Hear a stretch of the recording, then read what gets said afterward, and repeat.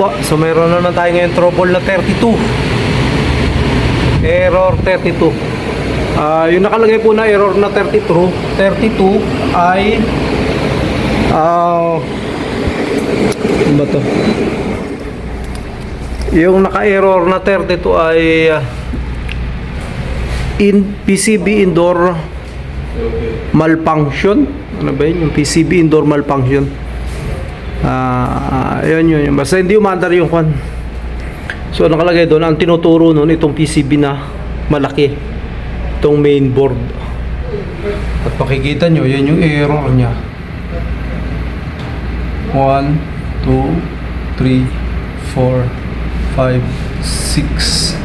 So 6 na blink yung 32. Ayan, so indoor PCB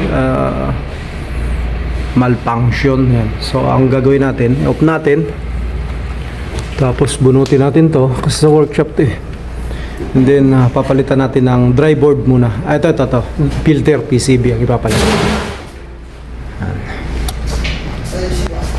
Ayan, so napalitan na natin ng kwan. Palitan na natin ng dry board PCB.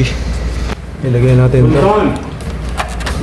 Drive PCB, filter PCB pala ng indoor. And then paandarin natin. Ayun siya. Ayun. Kumandar na siya. Hintayin natin tumunog yung contactor niya. So yung 32 na problema, mali na naman yung tinuturo. Ito yung tinuturo, main board PCB. So ang problema lang itong maliit, filter PCB. Mayroon na naman tayo na ituro. Ayan, touch siya. Ito yung may problema. Ayan, filter PCB na 32.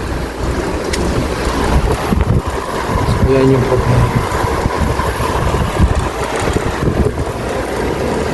Okay na siya, wala siyang error.